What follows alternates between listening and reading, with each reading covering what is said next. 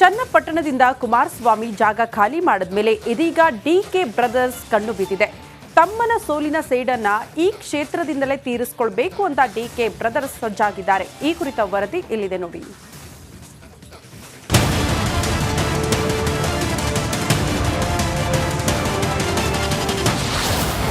ಚನ್ನಪಟ್ಟಣಕ್ಕೆ DK brothers entry. ಕ್ಷೇತ್ರದಲ್ಲಿ ಹಿಡಿತ ಸಾಧಿಸಲು ಡಿಕೆ ಕಣ್ಣು. ಬೆಂಗಳೂರು ಗ್ರಾಮಾಂತರ ಲೋಕಸಭಾ ಕ್ಷೇತ್ರದಲ್ಲಿ ಡಿಕೆ ಸುರೇಶ್ ಪರಾಭವಗೊಂಡ ಹಿನ್ನೆಲೆ ಡಿಕೆ ಬ್ರದರ್ಸ್ ರೊಚ್ಚಿಗೆದ್ದಿದ್ದಾರೆ. ದೋಸ್ತಿಗಳಿಗೆ ಟಕ್ಕರ್ ಕೊಡೋದಕ್ಕೆ ಕೇಂದ್ರ ಸಚಿವ ಎಚ್.ಡಿ. ಕುಮಾರಸ್ವಾಮಿ ಕೋಟೆಗೆ ಲಗ್ಗೆ ಇಡೋದಕ್ಕೆ ಸಜ್ಜಾಗಿದ್ದಾರೆ. ಅದರಂತೆ ರಾಜ್ಯದ 3 ವಿಧಾನಸಭಾ ಕ್ಷೇತ್ರಗಳಿಗೆ ಉಪಚುನಾವಣೆ ನಡೆಯಲಿದ್ದು ಅದಕ್ಕಾಗಿ ಉಸ್ತುವಾರಿಗಳನ್ನ ಕೈ ನೇಮಿಸಿದೆ.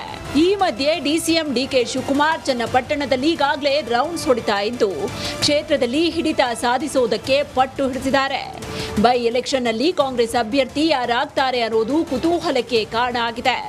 ಡಿಕೆ ಸುರೇಶ್ ಬದಲಿಗೆ ಡಿಕೆಶಿಯೇ ಅಖಾಡಕ್ಕಿಳಿಯುವ ಮಾತು ಕೇಳಿ ಬಂದಿದೆ.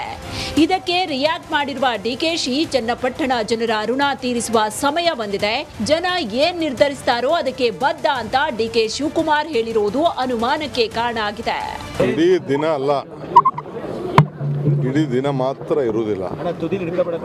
ಮುಂದಕ್ಕೆ ಚನ್ನಪಟ್ಟಣದಲ್ಲೇ ಇರ್ತೇನೆ, ಚನ್ನಪಟ್ಟಣದ ಋಣ ತೀರಿಸ್ತೇನೆ, ಚನ್ನಪಟ್ಟಣದಲ್ಲಿ ಬದಲಾವಣೆಯನ್ನ ತರ್ತೇನೆ.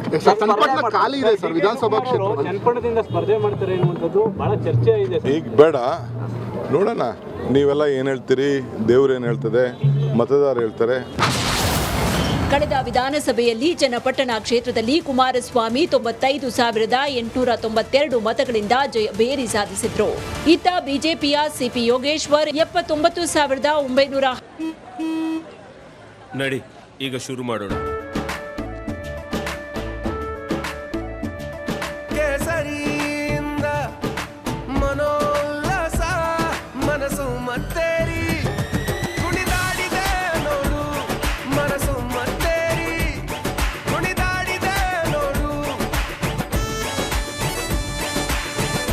ಕ್ಷಣ ಕ್ಷಣವೂ ಆಚರಿಸಿ ಕೇಸರಿ ಹಬ್ಬ. ವಿಮಲ್ ಬಾಯಲ್ಲಿ ಹೇಳಿ ಕೇಸರಿ. 18 ಮತ ಗಳಿಸಿ ಬಿಗ್ ಫೈಟ್ ನೀಡಿದ್ರು. ಆದ್ರೆ ಕಾಂಗ್ರೆಸ್ ಅಭ್ಯರ್ಥಿ ಎಸ್ ಗಂಗಾಧರ್ ಕೇವಲ 15,344 ಮತಗಳನ್ನ ಪಡೆದಿದ್ರು. ಹೀಗಾಗಿ ಈ ಬಾರಿ ಕಾಂಗ್ರೆಸ್ನಿಂದ ಯಾರು ಅಖಾಡಕ್ಕಿಳಿತಾರೆ, ನಿಂತ್ರೆ ಎಷ್ಟು ಮತಗಳನ್ನ ಗಳಿಸಬಹುದು ಅನ್ನೋ ಲೆಕ್ಕಾಚಾರ ಹೆಚ್ಚಾಗಿದೆ. ಉಪಚುನಾವಣೆಗೆ ಉಸ್ತುವಾರಿಗಳ ನೇಮಕ. 3 ವಿಧಾನಸಭಾ ಕ್ಷೇತ್ರಗಳ ಉಪಚುನಾವಣೆಗೆ ಕಾಂಗ್ರೆಸ್ ಉಸ್ತುವಾರಿ ಸಮಿತಿ ರಚನೆ ಮಾಡಿದೆ. ಅಭ್ಯರ್ಥಿ ಆಯ್ಕೆ ಹಾಗೂ ಚುನಾವಣಾ ರಣತಂತ್ರ ರೂಪಿಸುವುದಕ್ಕೆ ಸಮಿತಿಗೆ ಜವಾಬ್ದಾರಿ ನೀಡಿದೆ.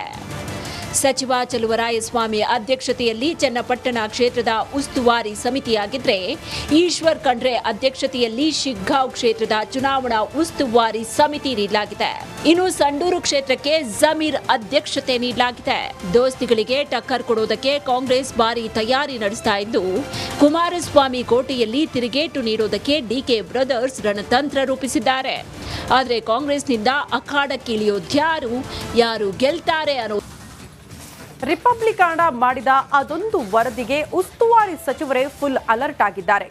ಇಂದು ಆ ಶಾಲೆಗೆ ಸಿಇಒ, ಡಿಡಿಪಿಐ ಸೇರಿದಂತೆ ಅಧಿಕಾರಿಗಳೆಲ್ಲ ಎದ್ನೋ ಬಿದ್ನೋ ಅಂತ ಓಡೋಡಿ ನಿನ್ನೆ ಓಡ್ಹೋದ್ರು.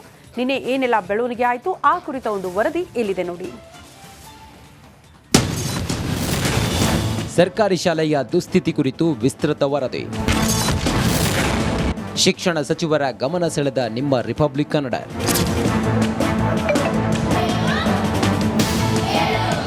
ವಿಜಯಪುರ ನಗರದ ಹೃದಯ ಭಾಗದಲ್ಲಿರೋ ಶತಮಾನ ಕಂಡ ಸರ್ಕಾರಿ ಶಾಲೆ ದುಸ್ಥಿತಿಗೆ ತಲುಪಿತ್ತು. ಬಾಗಿಲು ಕಿಟಕಿಗಳೆಲ್ಲ ಮುರಿದು ಮೇಲ್ಚಾವಣಿ ಸೋರುತ್ತಿತ್ತು. ಈ ಶಾಲೆ ಪಕ್ಕ ದನದ ಕೊಟ್ಟಿಗೆಯಂತಾಗಿತ್ತು.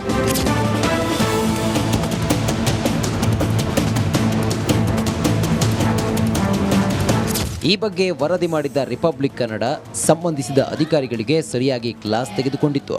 ಈ ಶಾಲೆಯನ್ನ ಒಮ್ಮೆ ನೋಡಿ. ಕೊಟ್ಟಿಗೆಯಲ್ಲಿ ಮಕ್ಕಳು ಶಿಕ್ಷಣ ಕಲಿಯಬೇಕಾ?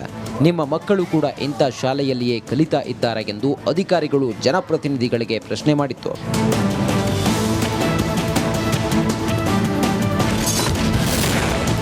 ರಿಪಬ್ಲಿಕ್ ಕನ್ನಡ ವರದಿಗೆ ಎಚ್ಚೆತ್ತ ಉಸ್ತುವಾರಿ ಸಚಿವ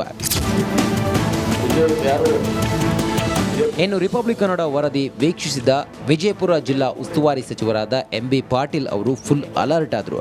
ಕೂಡಲೇ KDP ಸಭೆ ಕರೆದು ಸಂಬಂಧಿಸಿದ ಅಧಿಕಾರಿಗಳಿಗೆ ಸರಿಯಾಗಿ ಕ್ಲಾಸ್ ತೆಗೆದುಕೊಂಡರು.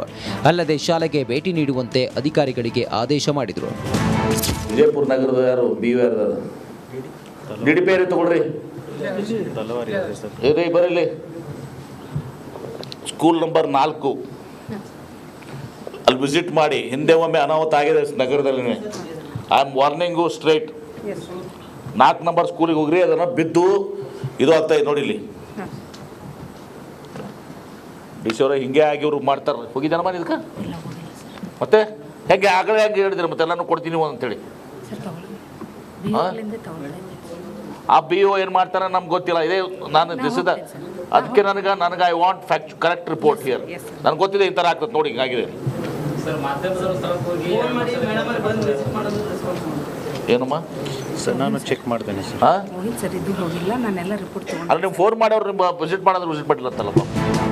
ಇನ್ನು ಸಚಿವರ ಆದೇಶದ ಬೆನ್ನಲ್ಲೇ ಅಲರ್ಟ್ ಆದ CEO ರಿಷಿ ಆನಂದ್ ಶಾಲೆಗೆ ಭೇಟಿ ನೀಡಿ ಪರಿಶೀಲನೆ ನಡೆಸಿದರು. 15 ದಿನದಲ್ಲಿ ಎಲ್ಲ ಸಮಸ್ಯೆ ಬಗೆಹರಿಸುವ ಭರವಸೆ ನೀಡಿದರು. ಪಂಚಾಯತಿ ಕಚೇರಿಯಲ್ಲಿ ಪ್ಲಸ್ ಜೊತೆಗೆ ಸಂಬಂಧಪಟ್ಟ ಕಚೇರಿ, ಫಾರ್ ಎಕ್ಸಾಂಪಲ್ PRD ಕಚೇರಿ ಇರ್ಬೋದು, ಅಥವಾ ತಾಲೂಕಾ ಪಂಚಾಯತಿ ಕಚೇರಿ ಇರ್ಬೋದು, ಅಥವಾ ಗ್ರಾಮ ಪಂಚಾಯತಿ ಕಚೇರಿ ಇರ್ಬೋದು, ಎಲ್ಲ ಕಡೆ ನಾವು ಸ್ವಚ್ಛ ಶನಿವಾರ, ಪ್ರತಿ ಫಸ್ಟ್ ಶನಿವಾರ ಪ್ರತಿ ಮಂತ್ ನಾವು ಸ್ವಚ್ಛ ಶನಿವಾರ ಮಾಡ್ತಾಯಿದ್ದೀವಿ.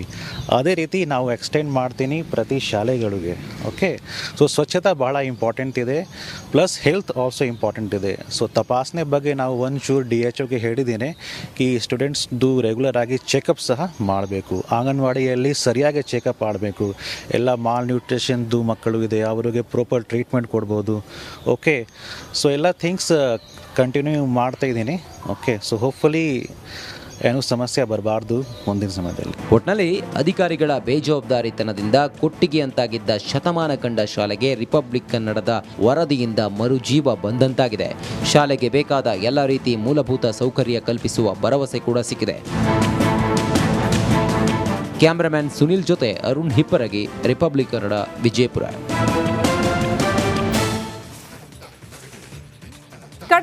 ನಗರಿ ಮಂಗಳೂರಿನಲ್ಲಿ ಮಳೆ ಬಂದ್ರೆ ಸಾಕು ಭೂಕುಸಿತ ಆಗುವುದು ಮಾಮೂಲಿ. ಇನ್ನು ಮುಂದೆ ಇಂಥ ಅನಾಹುತಗಳು ಆಗಬಾರದು ಅನ್ನೋ ಕಾರಣಕ್ಕೆ ಹೊಸ ಯೋಜನೆ ಅಥವಾ ಹೊಸ ಪ್ಲಾನ್ ಅನ್ನ ಎಕ್ಸಿಕ್ಯೂಟ್ ಮಾಡೋದಕ್ಕೆ ಅಧಿಕಾರಿಗಳು ಪ್ಲಾನ್ ಮಾಡಿದ್ದಾರಂತೆ. ಏನದು ಈ ಸ್ಟೋರಿ ನೋಡಿ. ಹೆದ್ದಾರಿ ಪ್ರಾಧಿಕಾರದಿಂದ ಸೂಪರ್ ಐಡಿಯಾ. ಭೂಕುಸಿತ ತಡೆಗೆ ಲವಂಚ ಹುಲ್ಲು ನೆಟ್ಟ ಪ್ರಾಧಿಕಾರ.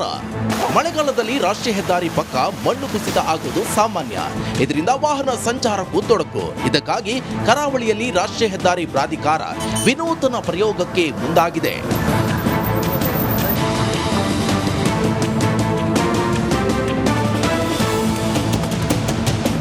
ದಕ್ಷಿಣ ಕನ್ನಡ ಜಿಲ್ಲೆಯ ರಾಷ್ಟ್ರೀಯ ಹೆದ್ದಾರಿ 75ರ BC ರೋಡ್ ಅಡ್ಡಹೊಳೆ ನಡುವಿನ ಹೆದ್ದಾರಿ ಬದಿ ಭೂಕುಸಿತ ತಡೆಯುವಂತೆ ವಿನೂತನ ಪ್ರಯೋಗ ಮಾಡಲಾಗಿದೆ. ರಸ್ತೆಯ ಇಕ್ಕೆಲಗಳಲ್ಲಿ ಲಾವಂಚ ಮಾದರಿಯ ಹುಲ್ಲನ್ನ ಬೆಳೆಯಲಾಗಿದ್ದು 48 ಕಿಲೋಮೀಟರ್ ಹೆದ್ದಾರಿ ಕಾಮಗಾರಿ ನಡುವೆ 20 ಕಡೆಗಳಲ್ಲಿ ಸ್ಥಳ ಗುರುತಿಸಿ ಹುಲ್ಲು ನೆಡಲಾಗುತ್ತದೆ.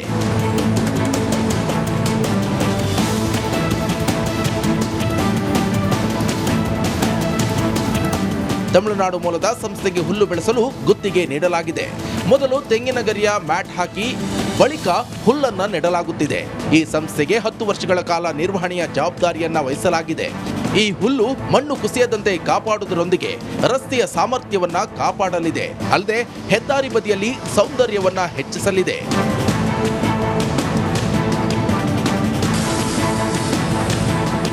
ಸದ್ಯ ಕಾಂಕ್ರೀಟ್ ರಸ್ತೆ ಪೂರ್ಣಗೊಂಡ ಪ್ರದೇಶದಲ್ಲಿ ಈ ಹುಲ್ಲು ಬೆಳೆಸಲಾಗುತ್ತಿದೆ. ಪ್ರಾಕೃತಿಕ ವಿಧಾನಗಳ ಮೂಲಕವೇ ಭೂಕುಸಿತವನ್ನ ತಡೆಯುವುದು ಒಂದೊಳ್ಳೆ ಪ್ರಯೋಗವಾಗಿದೆ. ಕ್ಯಾಮರಾ ಪರ್ಸನ್ ದಿವಾಕರ್ ಪದ್ಮುಂಜ ಜೊತೆ ದಿನೇಶ್ ಕಾಶಿಪಟ್ನ, ರಿಪಬ್ಲಿಕ್ ಕನ್ನಡ, ಮಂಗಳೂರು.